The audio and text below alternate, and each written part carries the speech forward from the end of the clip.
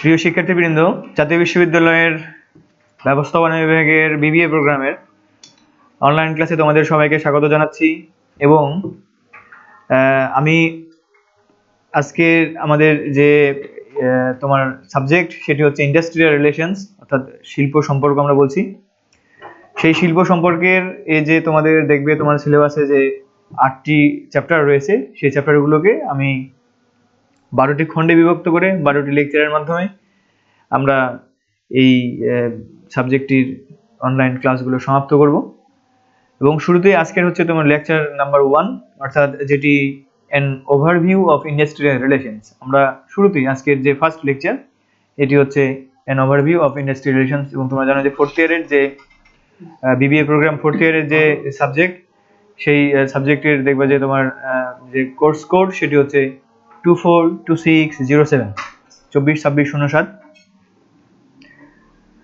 তো যাই হোক, তাহলে আমরা এখানকার যে টপিকসগুলো আছে সেই টপিকসগুলো আমরা এখন আলোচনার চেষ্টা করব।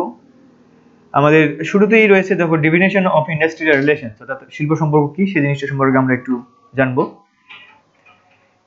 According to V L Allen, industrial relations occurs within a dynamic conflict situation. এখানে দেখো যে শিল্প সম্পর্ক আসলে তখনই ঘটে যখন একটা dynamic conflict situation which is permanent and unalterable so long as the structure of the society remains unaltered। এখানে দেখো এমন একটা সিচুয়েশন এখানে গড়ে ওঠে, যে সিচুয়েশনটা অর্থাৎ আমরা এখানে দেখতে পাচ্ছি কয়েকটি। এখানে দেখবে যে সম্পর্কের ক্ষেত্রে কিন্তু আমরা এখানে আরেকটু ডিপলি যদি চিন্তা করি তাহলে দেখবে যে এখানে কিন্তু শ্রমিকের সঙ্গে মেশিনের সম্পর্ক হতে পারে, শ্রমিকের সঙ্গে শ্রমিকের সম্পর্ক হতে পারে, মালিকের সঙ্গে মালিকের সম্পর্ক হতে পারে, আবার মালিকের সাথে শ্রমিকের সম্পর্ক হতে পারে। অর্থাৎ এখানে এই যে বিভিন্ন পক্ষগুলো রয়েছে, এই পক্ষগুলোর মধ্যে যে একটা আন্তঃসম্পর্ক, সেই সম্পর্কগুলোকে কিন্তু আমরা বলছি এটা হচ্ছে শিল্প সম্পর্ক। এবং আমরা এটিও করি যে আসলে শিল্প সম্পর্ক হলো আরেকটা ভাবে বলা যায় যে শ্রমিক এবং ব্যবস্থাপনার মধ্যকার একটা সম্পর্ক, যে সম্পর্ককে যা প্রত্যক্ষ এবং পরোক্ষভাবে কিন্তু এই অনেক সময় কি ইউনিয়নের যে মালিক, সেই ইউনিয়নের মালিকের সম্পর্কের উপর ভিত্তি করে কিন্তু প্রতিষ্ঠিত হয়। আবার আরেকভাবে যদি আমরা বলতে পারি, এরকম বলতে পারি যে মজুরি এবং যে চাকরির যে অন্যান্য যে উপাদানগুলো রয়েছে বা বিষয়গুলো রয়েছে, এগুলোর উপর যখন একটা মালিক পক্ষ এবং ট্রেড ইউনিয়ন, অর্থাৎ আমরা যেটা শ্রমিক সংঘ বলে থাকি, এদের মধ্যকার যখন একটা দর কষাকষি হবে, তো তার মধ্য দিয়ে যখন একটা সম্পর্কের সৃষ্টি হবে, তখন কিন্তু সেটির নাম আমরা বলতে পারি সেটি হলো শিল্প সম্পর্ক। তো দেখো এখানে আরো কয়েকটি industrial relations deals with people at work, or that industrial relations is concerned with many problems related to employer-employee relation। এই যে employer-employee যে রিলেশন, এদের এখানে বলা হচ্ছে স্পষ্টভাবে যে many problems, অর্থাৎ এই যে আমরা একটু আগে যে কথাটি বললাম যে মজুরি এবং চাকরির যে অন্যান্য বিষয়াদি রয়েছে, সেই বিষয়াদের যে সমাধান, সেই সমাধানের কল্পে যখন দর কষাকষির মাধ্যমে ব্যবস্থাপনা এবং তোমার শ্রমিকের মধ্যে যখন একটা সম্পর্ক স্থাপিত হবে, তখন সেটিকে আমরা বলবো সেটি হলো শিল্প সম্পর্ক। যাই হোক, আমরা এই সাবজেক্টের আরো গভীরে প্রবেশ করলে এই শিল্প সম্পর্ক সম্পর্কে আরো বেশি জানতে পারবো।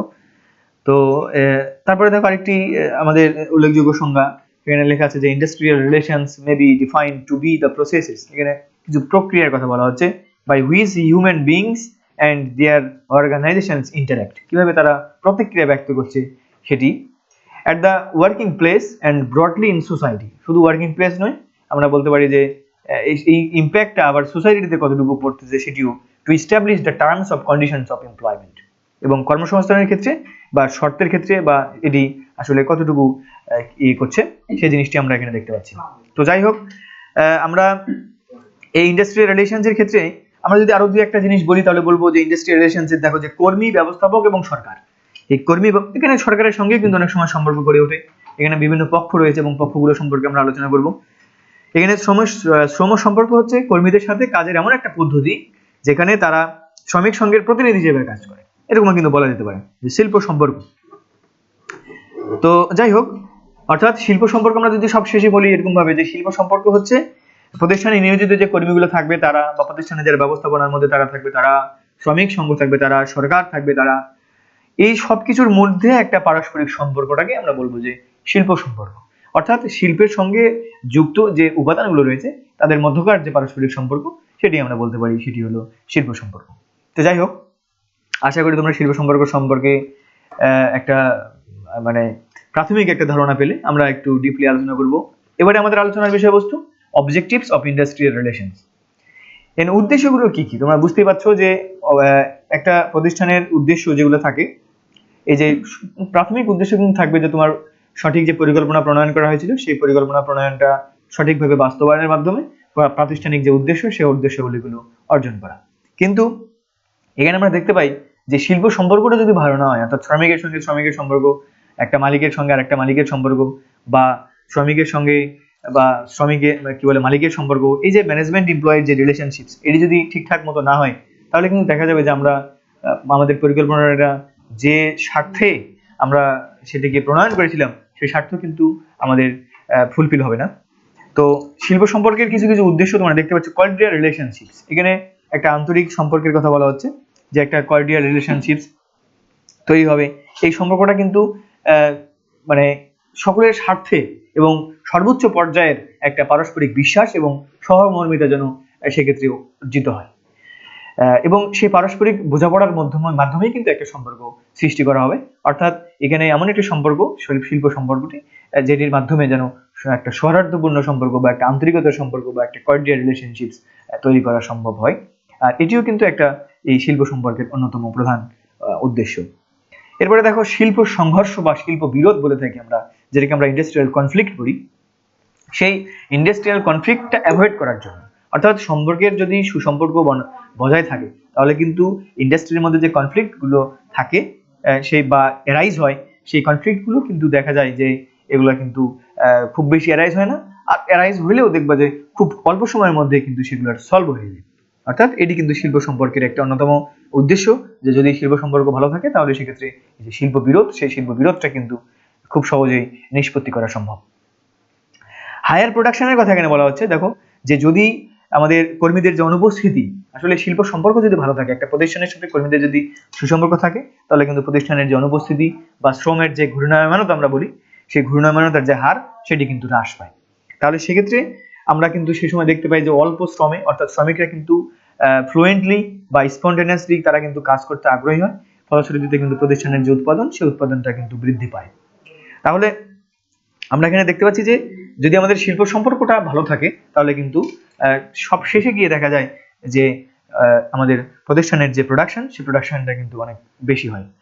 তাহলে এই প্রোডাকশন বেশি করাটাও কিন্তু এই শিল্প সম্পর্কের একটা উদ্দেশ্য। এবার তো ইন্ডাস্ট্রিয়াল ডেমোক্রেসি।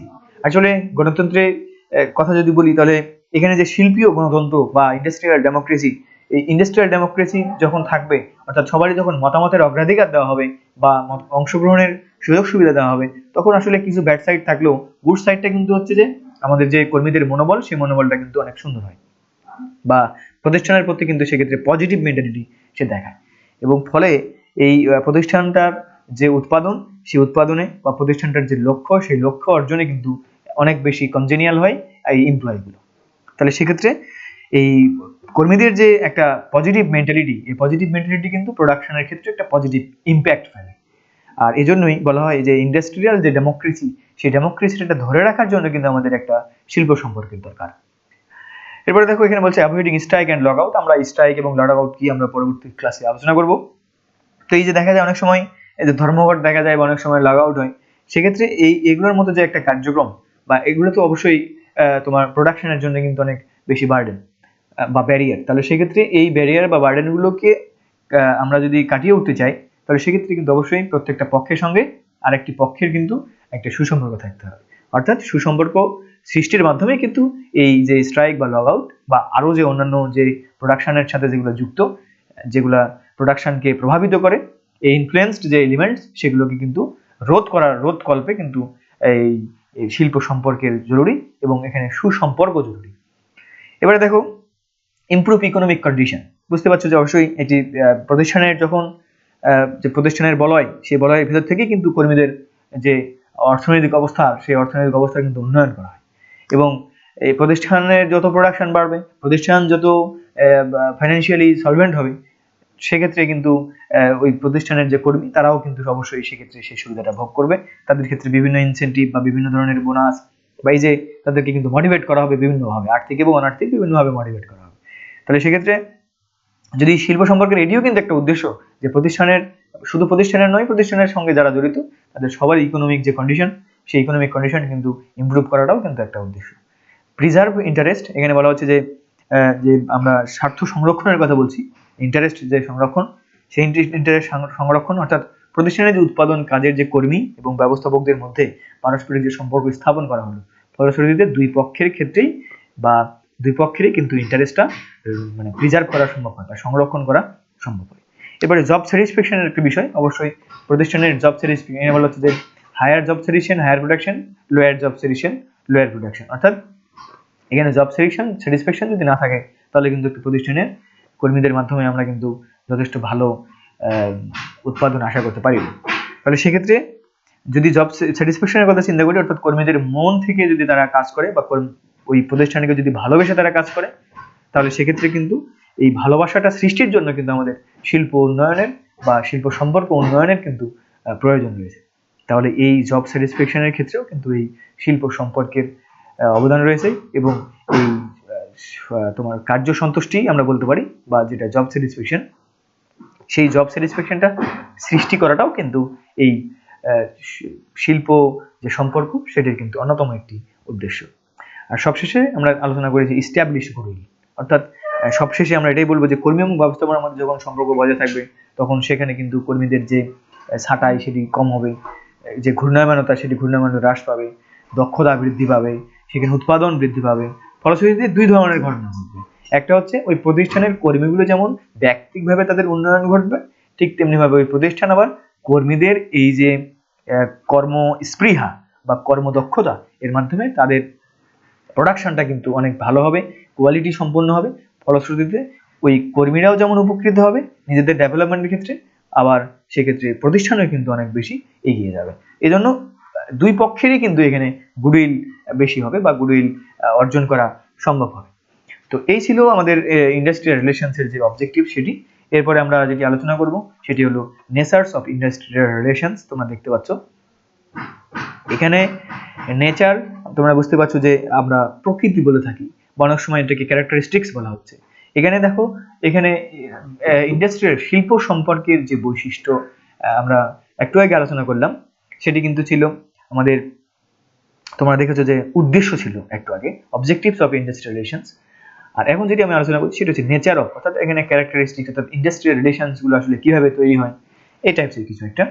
তো দেখো এখানে এটা কিন্তু অবশ্যই একটা দ্বন্দ্বমূলক সম্পর্ক আমরা বলবো। আসলে যখন আমরা কিন্তু শুরুতেই বলেছি যে যে বিভিন্ন এলিমেন্টস গুলো রয়েছে এই একটা প্রতিষ্ঠানের শিল্পের, সেই এলিমেন্টস গুলোর মধ্যে বা চাকুরির যে আমরা যদি বলি মজুরি বা পদোন্নতি বা ইত্যাদি যে কোনো যে জিনিসগুলো চাকুরির সঙ্গে জড়িত বা বেতনের সাথে জড়িত, সেই জিনিসগুলোর মধ্যে যখন এটার দাবি দফা আদায়ের জন্য যখন আসলে মালিক পক্ষ বলি বা শ্রমিক পক্ষ বলি তাদের মধ্যে যখন একটা দর কষাকষির মাধ্যমে যে সম্পর্ক তৈরি হবে সেটিকে আমরা বলছি শিল্প সম্পর্ক, রাইট?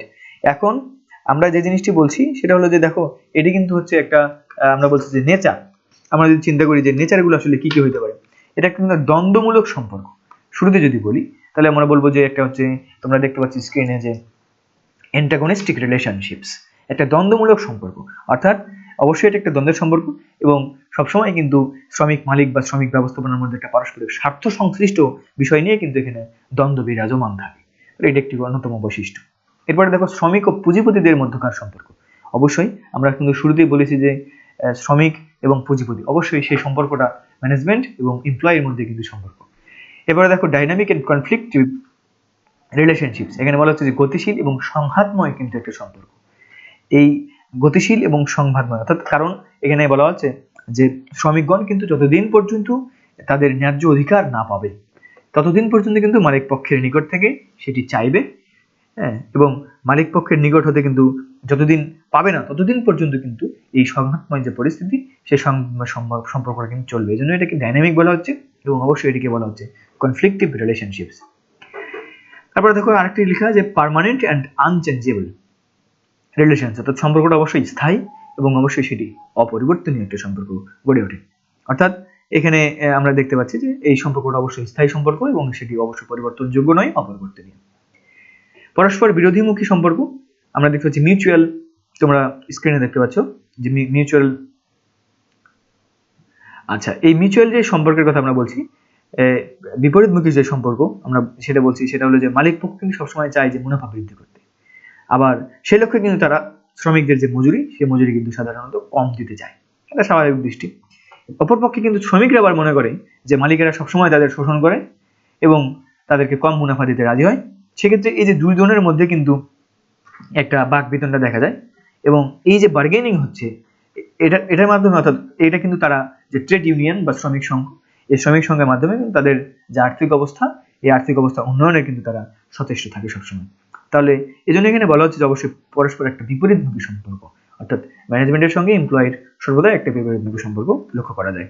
আরেকটি বিষয়, তোমরা দেখতে পাচ্ছ যে ইনইকুয়ালিটি অফ পাওয়ার, এখানে যে ক্ষমতার অসমতার কথা বলা হচ্ছে বিটুইন অনার অ্যান্ড এমপ্লয়, তাহলে মালিক এবং শ্রমিকদের মধ্যে ক্ষমতার অসমতা, অর্থাৎ এখানে ক্ষমতা আমরা বুঝতে পারি যে মালিক এবং শ্রমিকদের ক্ষমতা অবশ্যই এক নয়, এবং সেই ক্ষমতার যে অসমতা, সেই অসমতা বরাবরই পরিলক্ষিত হয়, এবং এই শিল্প সম্পর্কের যে বৈশিষ্ট্য সেটির মাধ্যমেই কিন্তু এটা ফুটে ওঠে যে আসলে ক্ষমতাটা কিন্তু সমান নয়।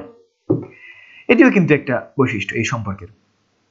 এবং সবশেষে যেটি লেখা সেটি হচ্ছে, দেখো যে permanent conflict in distributing profit, আসলে এই যে মুনাফার যে বন্টন, সেই মুনাফার বন্টন নিয়ে কিন্তু দ্বন্দ্বটা চিরস্থায়ী, এবং এই যে মুনাফার বন্টনকে কেন্দ্র করেই কিন্তু অনেক সময় মুনাফার যে অংশীদারিত্ব, এই অংশীদারিত্ব নিয়েই কিন্তু আসলে শ্রমিক এবং মালিকদের মধ্যে দ্বন্দ্বটা সংঘটিত হয়ে থাকে।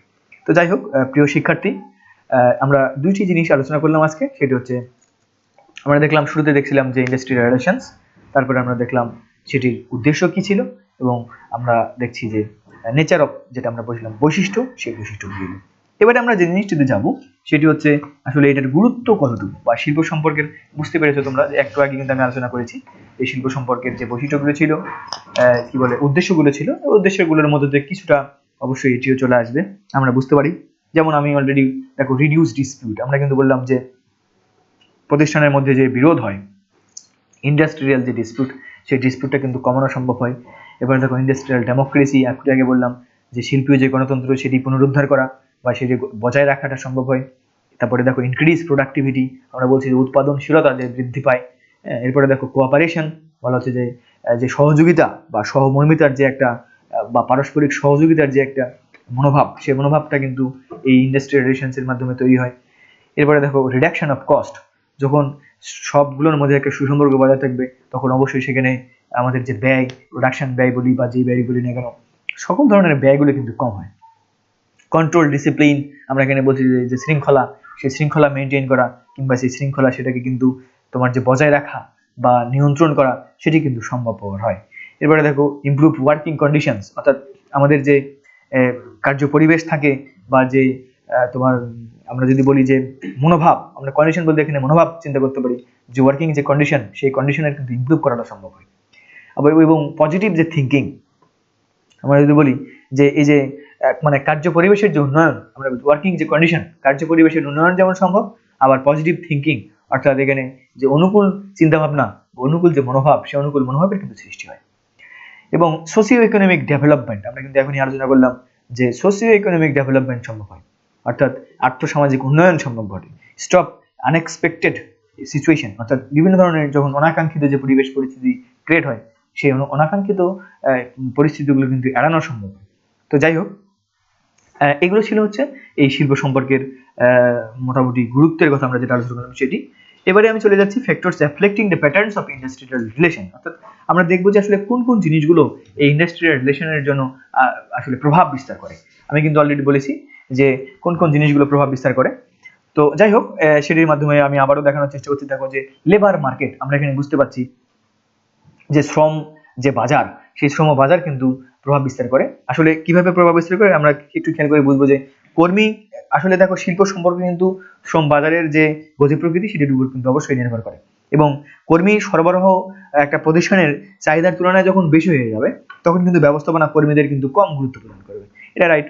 এবং ফলে কিন্তু শিল্প সম্পর্কটা কিন্তু তখন হবে নেতিবাচক, অর্থাৎ এখানে যখন শ্রমের আধিক্য দেখা দিবে, অর্থাৎ যখন শ্রমিকের আধিক্য দেখা দিবে, তখন কিন্তু ম্যানেজমেন্ট অবশ্যই কম মূল্য পে করতে সক্ষম হবে বা দিতে চাইবে। তো তাহলে সেক্ষেত্রে তাদের মধ্যে কিন্তু একটা ঋণাত্মক সম্পর্ক দেখা যায় বা নেতিবাচক একটা রিলেশন দেখা যায়। কিন্তু যদি এর বিপরীত জিনিসটা ঘটে, অর্থাৎ যদি চাহিদার তুলনায় শ্রমিক কম পাওয়া যায়, তাহলে ব্যবস্থাপনা কিন্তু সেক্ষেত্রে তোমার হচ্ছে যে আরো বেশি স্যালারি দিতে চাইবে বা আরো বেশি ওয়েজেস দিতে চাইবে।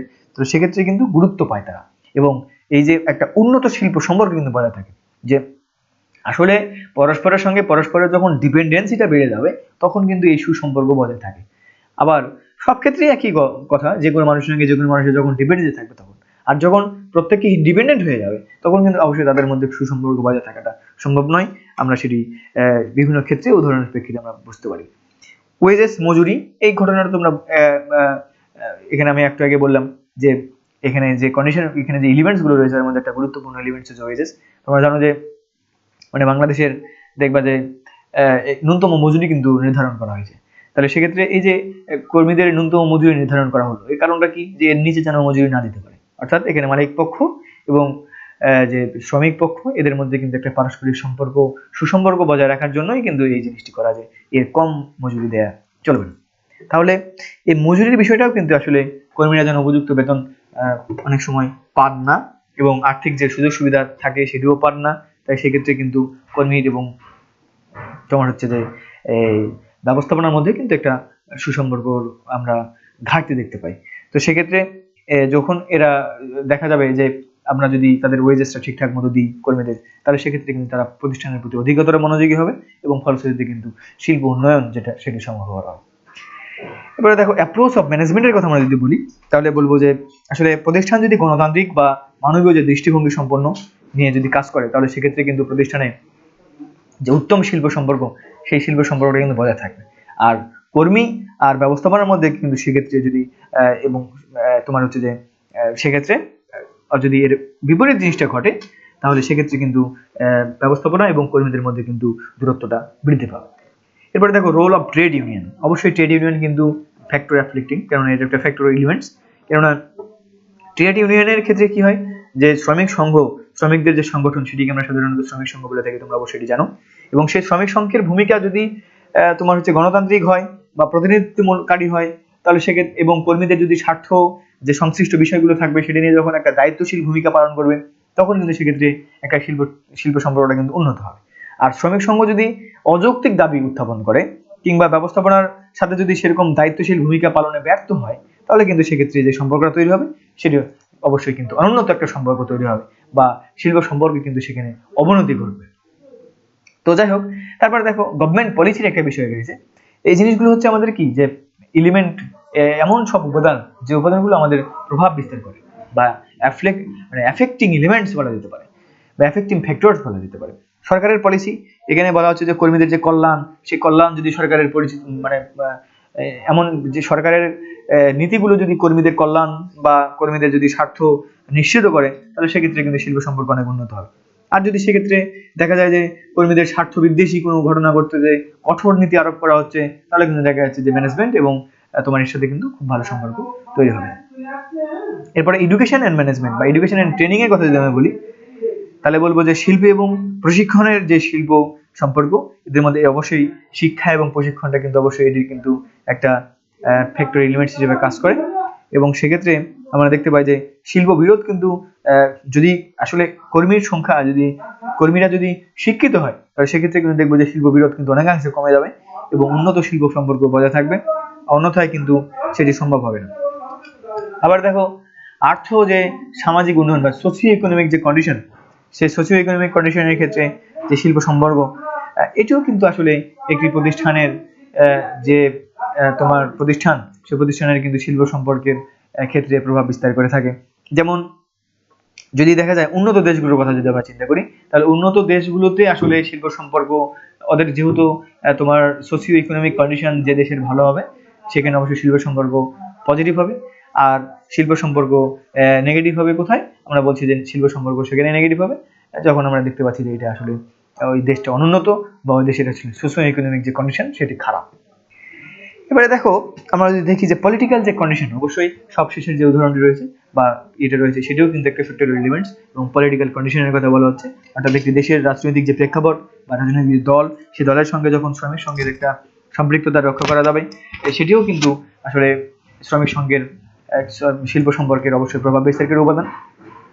এবং এখানে যদি আমরা যে রাজনৈতিক দলগুলো রয়েছে, যদি দেখা যায় যে কর্মীদের যদি স্বার্থ সংশ্লিষ্ট বিষয়ে কাজ, যদি দেখা যায় যে রাজনৈতিক মানে কর্মীদের মানে শ্রমিক সংঘ যেটা থাকবে সেটি যদি কর্মীদের স্বার্থ সংশ্লিষ্ট বিষয়গুলো নিয়ে কাজ না করে রাজনৈতিক দলগুলোর ছত্রছায়ায় যদি শ্রমিক সংঘের কাজগুলো করে থাকে, তাহলে সেক্ষেত্রে কিন্তু শিল্প সম্পর্কের যে অবনতি ঘটবে এটা কিন্তু অবধারিত।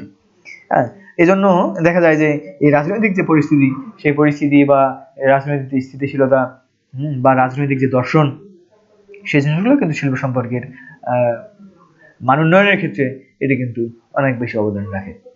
তো এই জিনিসগুলো ছিল আমাদের প্রভাব বিস্তারিত উপাদান এই শিল্প সম্পর্ক সৃষ্টির ক্ষেত্রে বা শিল্প সম্পর্ক মেনটেন করার ক্ষেত্রে।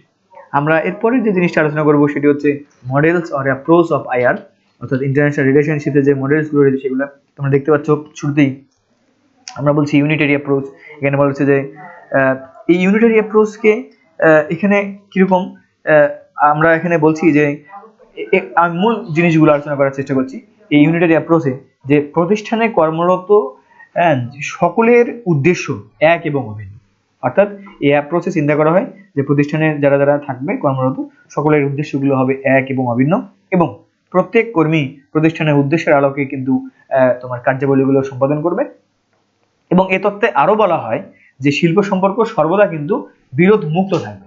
শিল্প সম্পর্ক কিন্তু সর্বদা বিরোধ মুক্ত থাকবে, অর্থাৎ এটা আসলে শিল্প সম্পর্কের যে একটা প্রকৃতি, একটা কার্য সম্পর্ক এবং এর যে একটা স্থায়ী কাঠামো আছে, সেই কাঠামোর উপর কিন্তু এটি আলোকপাত করে থাকবে।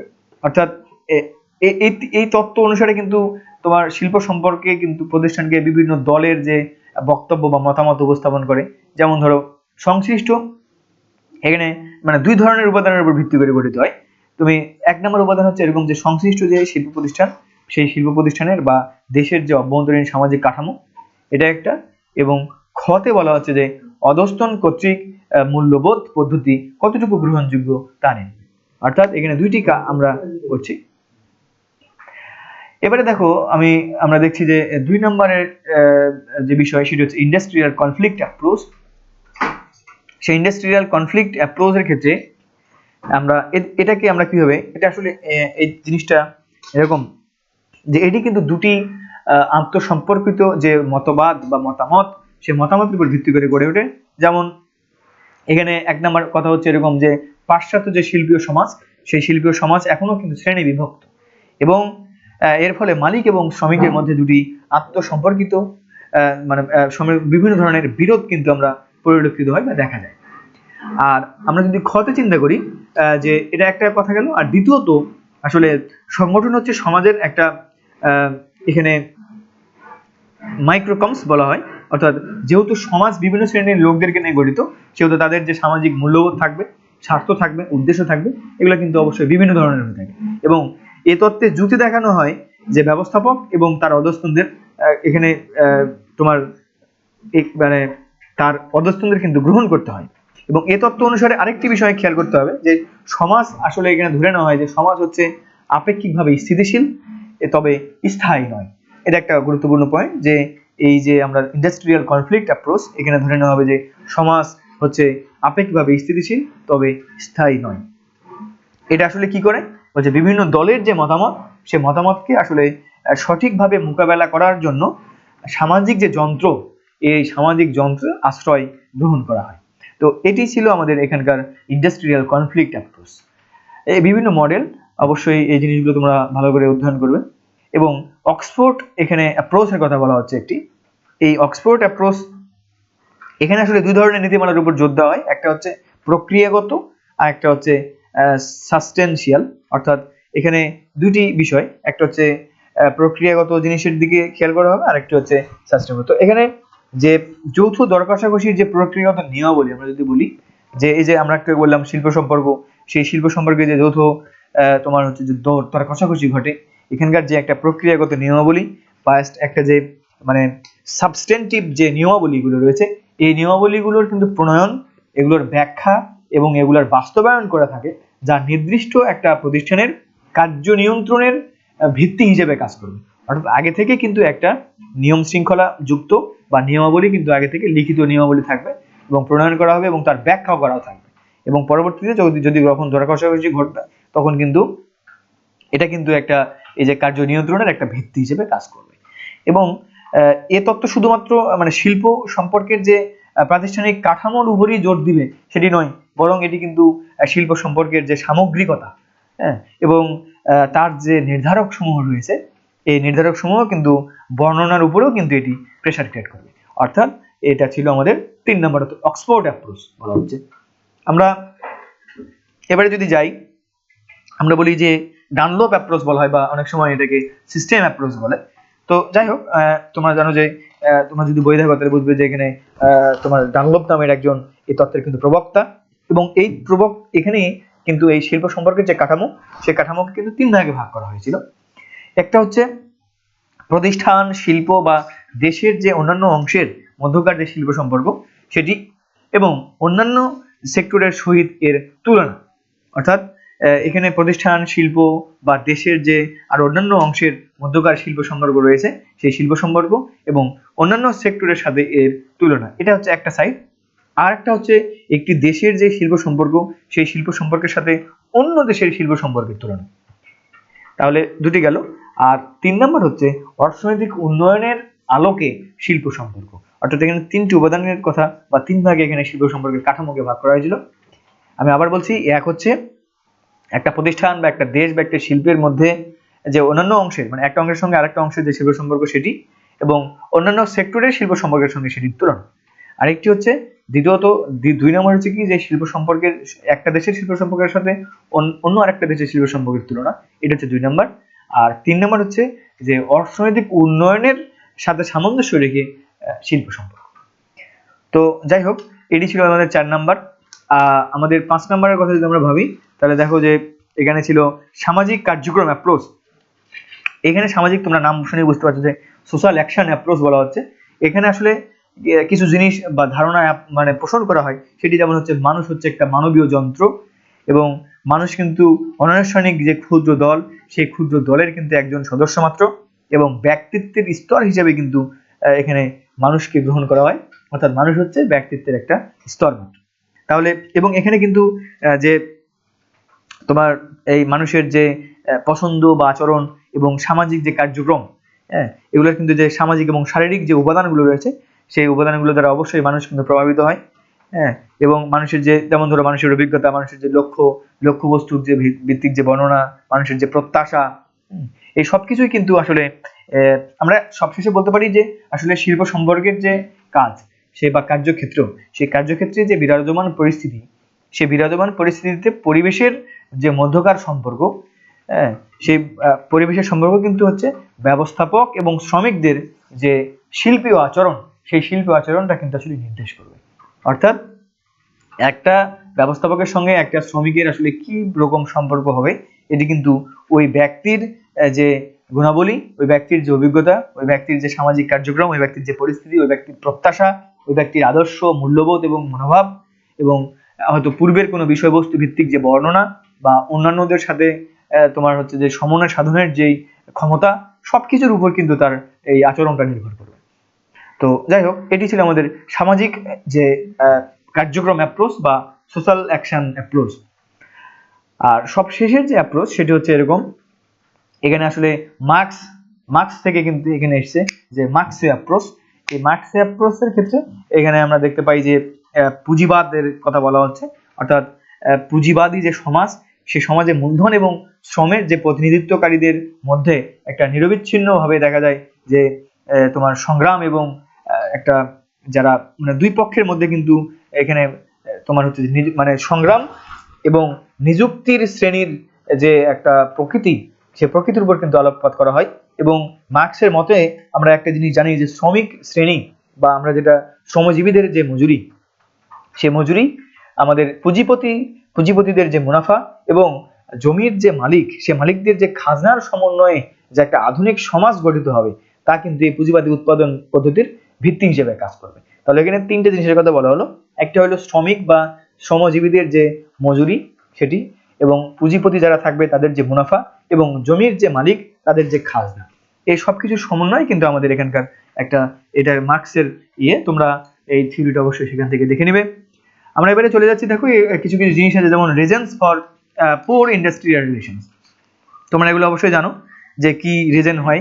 যেমন দেখো জব সিকিউরিটি, আমরা বলছি চাকরির নিরাপত্তার কারণে কিন্তু অনেক সময় মানে তোমার নেগেটিভ ইন্ডাস্ট্রিয়াল রিলেশনস তৈরি হবে। ওয়েজেস স্ট্রাকচার, যেটা মজুরি কাঠামো।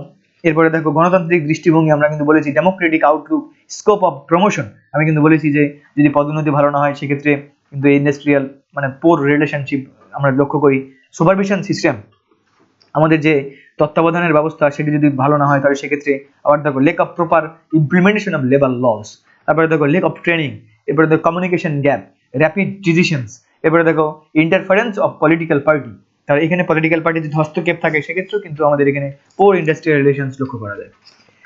এরপরে দেখো খেয়াল করে এই যে মেজার্স অফ ইমপ্রুভিং, আমরা যদি বলি যে আসলে বাংলাদেশের যে শিল্প সম্পর্ক, সেই শিল্প সম্পর্কের যে মান উন্নয়ন, সেই মান উন্নয়নের যে উপাদানগুলো রয়েছে সেই উপাদানগুলো বা কিভাবে আমরা এটা তোমার হচ্ছে যে উপায়, মান উন্নয়নের যে উপায় সেটি দেখাতে পারি। যেমন দেখো ডিজাইনিং অবজেক্টিভস অ্যান্ড পলিসিস, হ্যাঁ, যে উদ্দেশ্য এবং নীতিমালার যে নকশা প্রণয়ন করা যেতে পারে।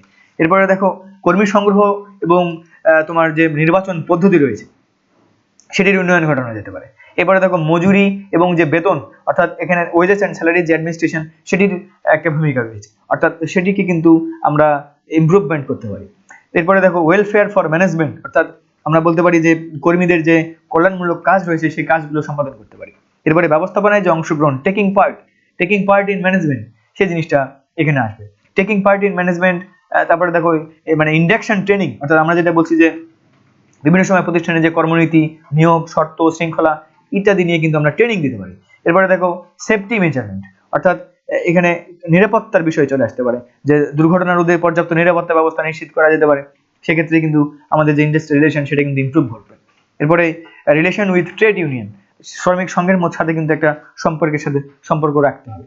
এরপরে কার্যকর যোগাযোগ, তাদের সাথে কিন্তু কার্যকর যোগাযোগ রক্ষা করতে যদি করতে পারে পরস্পরের সঙ্গে, তাহলে সেক্ষেত্রে কিন্তু শিল্প সম্পর্ক উন্নয়ন করা সম্ভব হবে। এই যে নেপোটিজম এবং কারাপশন যদি আমরা রোধ করতে পারি সেক্ষেত্রে কিন্তু হবে তোমার ভালো কিছু একটা সম্ভব হবে বা সম্পর্কের উন্নয়ন সম্ভব হবে। এখানে আমরা যদি এবারে পরের টপিক নিয়ে কথা বলি, parties or actors of industrial relations, কে কে থাকে আমরা কিন্তু অলরেডি বলে ফেলেছি এর আগে যে ম্যানেজমেন্টের অনার থাকে, এরপরে দেখো তোমার হচ্ছে যে লেবার অর্গানাইজেশন থাকে, তারপরে দেখো গভর্নমেন্ট থাকে। তাহলে এই তিনটি জিনিস থাকতে পারে, একটা হচ্ছে মালিক পক্ষ, আরেকটি হচ্ছে শ্রমিক সংঘ, আরেকটি হচ্ছে সরকার। যাই হোক, এরপরে আমরা যদি দেখি যে আসলে মানে ফাংশনস রিকোয়ারমেন্ট অফ, এখানে দেখবো টপ ম্যানেজমেন্ট সাপোর্ট, এখানে বলা হচ্ছে যে আসলে functions requirement of a successful industrial relation, যদি আমরা একটা সুষ্ঠু সুন্দর একটা সম্পর্ক বজায় রাখতে চাই তাহলে সেক্ষেত্রে সম্পর্ক বজায় রাখার জন্য আসলে আনুষ্ঠানিক যে বিষয়গুলো রয়েছে সেগুলো কি, এখানে বলা হচ্ছে যে অবশ্যই সেটি টপ ম্যানেজমেন্ট সাপোর্ট থাকতে হবে, এখানে সাউন্ড পার্সোনাল পলিসিস থাকতে হবে, এখানে যে তোমার কর্মী নীতি থাকবে, শ্রমিক কর্মী নীতি, সেই শ্রমিক কর্মী নীতিটা কিন্তু অবশ্যই তোমার সুষ্ঠু হইতে হবে। এরপরে দেখো যে সুপারভিসরি যে ট্রেনিং, সেই ট্রেনিং তত্ত্বাবধায়কের যে প্রশিক্ষণ সেটি থাকতে হবে। এরপরে দেখো যে ফলো আপ দ্য রেজাল্টস, এখানে বলা হচ্ছে ফলাবর্তনের অনুবর্তন। তো এই জিনিসগুলো ছিল যে এই জিনিসগুলো যদি থাকে তাহলে সেক্ষেত্রে এটি হবে। আবার দেখো অ্যাসপেক্টস অফ ইন্ডাস্ট্রিয়াল রিলেশনস, অর্থাৎ এখানে মানে শিল্প সম্পর্কের যে বিভিন্ন দিক সেগুলো কেমন হতে পারে, বলছে build a good relationship between employees and management. এবার দেখো keep industrial piece and reduce industrial collision. তারপরে দেখো establishment and development of industrial democracy. তাহলে এই জিনিসগুলো হচ্ছে কি আমাদের এই অ্যাসপেক্টস অফ ইন্ডাস্ট্রিয়াল রিলেশনস, অর্থাৎ আমাদের যে শিল্প সম্পর্ক সেই শিল্প সম্পর্কের বিভিন্ন দিক এখানে আলোচনা করা হলো। আমরা যদি পরবর্তীতে দেখি measures to be taken by government, আসলে বাংলাদেশের ক্ষেত্রে আসলে কোন কোন জিনিসগুলো বাংলাদেশ গ্রহণ করেছে, আমরা যদি এই জিনিসগুলো আলোচনা করি তাহলে দেখবো যে ডিটারমিনেশন অ্যান্ড ইমপ্লিমেন্টেশন অফ তোমার হচ্ছে যে মিনিমাম ওয়েজেস, আমি এই কথাটা একটু আগে বলেছি, সর্বনিম্ন মজুরি হার নির্ধারণ করা হয়েছে এবং সেগুলোর বাস্তবায়ন করা হয়েছে। এরপরে দেখবো ডিসপিউটস হ্যান্ডলিং অ্যান্ড মেশিনারিজ, অর্থাৎ বিরোধ নিষ্পত্তির যে পদ্ধতি সেটি কিন্তু প্রণয়ন করা হয়েছে। এরপরে শ্রম বিভাগে যেটা আমরা বলছি যে labour welfare divisions or labour officers, অর্থাৎ এখানে অফিস করা হয়েছে, অর্থাৎ শ্রম কল্যাণ বিভাগ গঠন করা হয়েছে। এরপরে দেখো লেবার পলিসি, শ্রম নীতি নির্ধারণ করা হয়েছে। এরপরে দেখো ফ্রিডম অফ অর্গানাইজেশন, অর্থাৎ সমিতি গঠনের যে স্বাধীনতা সেই স্বাধীনতা দেওয়া হয়েছে। এরপরে দেখো ওয়ার্কার্স পার্টিসিপেশন ইন ম্যানেজমেন্ট, অর্থাৎ ব্যবস্থাপনায় শ্রমিকদের অংশগ্রহণ নিষেধ করা হয়েছে। এরপরে দেখো remove of unfair labour practices, অর্থাৎ অসৎ যে শ্রম আচরণ, সেই শ্রম আচরণটা কিন্তু পরিহার করা হয়েছে। এবং আমরা দেখতে পাচ্ছি এখানে যে অভিযোগ সমূহ পর্যালোচনা এবং সমাধান করা হয়েছে, অর্থাৎ এখানে দেখানো হয়েছে। এরপরে দেখো যে গ্রেভেন্স হ্যান্ডিং, হ্যাঁ, এরপরে দেখো যে ইনঅ্যাক্টমেন্ট অফ লেবার লস, অর্থাৎ শ্রম আইনের যে প্রণয়ন সেটি করা হয়েছে। এভাবে আমরা দেখতে পাই যে সরকার আসলে স্পেশাল কিছু তোমার দেখো সব শেষে লিখেছি আমরা যে special proclamation made by government if any, যদি সরকার এবং অন্য কারো দ্বারা বিশেষ কিন্তু ঘোষণা প্রদান করা হয়ে থাকে অনেক সময়, এই জিনিসগুলো করা হয়েছে সরকার কর্তৃক বিভিন্ন পন্থা, সেই পন্থা আমাদের এই যে উত্তম শিল্প সম্পর্ক, সেই শিল্প সম্পর্ক প্রতিষ্ঠায়। তো যাই হোক প্রিয় শিক্ষার্থী, তোমরা এতক্ষণ আমার সঙ্গে ছিলে অনলাইন ক্লাসে, তোমাদের সবাইকে আমি ধন্যবাদ জানাচ্ছি। এবং আজকের এই যে আমরা 1 নাম্বার ক্লাস নিলাম বা 1 নাম্বার টপিকস নিয়ে আমরা আলোচনা করলাম। আমরা লেকচার 1 ছিল এটা আজকেরটা, আবার তোমাদেরকে লেকচার 2 তে দেখার জন্য তোমাদের আমন্ত্রণ জানিয়ে আজকের মতো বিদায় নিচ্ছি। সবাই ভালো থাকবে।